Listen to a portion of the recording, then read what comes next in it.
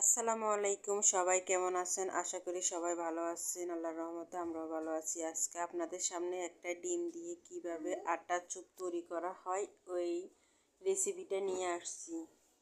সবাই দেখতে থাকেন। আমি একটা ডিমরে 2 ভাগ করলাম, এরপরে 2 ভাগরে 4 ভাগ করে 8 ভাগ করে নিলাম। এখানে আমি আলু সিদ্ধ করে নিলাম। আলুগুলোরে ভালো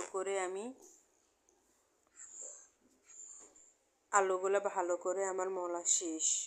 এখন এগুলারা ভালো করে গোল করে এগুলা তেলে ভাজতে হবে। আমি এখানে দিয়ে দিলাম একটু তেল দিয়ে এক বাটি পেঁয়াজ দিয়ে দিলাম। পেঁয়াজগুলো ভালো করে একটু লাল বর্ণের করে নেব।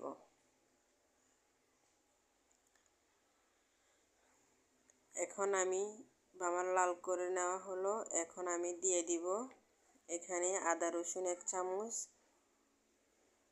দিয়ে নেড়ে হলুদের গুঁড়া, মরিচের গুঁড়া, জিরের গুঁড়া, গরম মশলা, ধনিয়ার গুঁড়া সব কিছু আমার দেওয়া শেষ।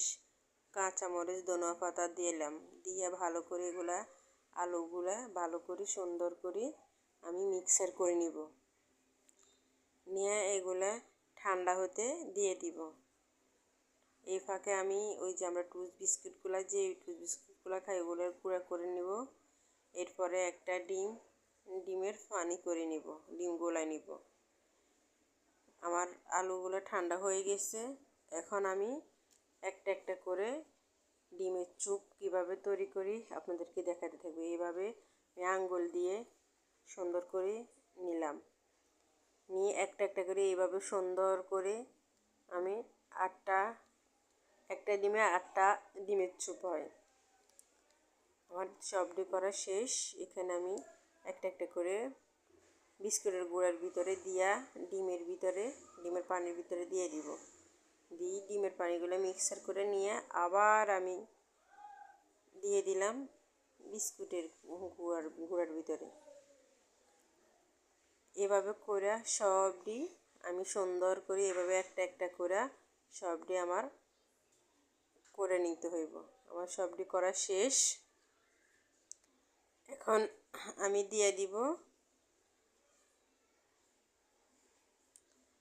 সসপ্যানে তেল দিয়ে সুন্দর করে তেলগুলো গরম করে একটা একটা করে আমি দিয়ে ভেজে নিব। যারা এগুলো ডিমের চুপগুলো খাইতে পছন্দ করেন আপনারা সবাই ইচ্ছে করলে এগুলো একদিনে বেশি করে তৈরি করে ঘরে রাখতে পারবেন।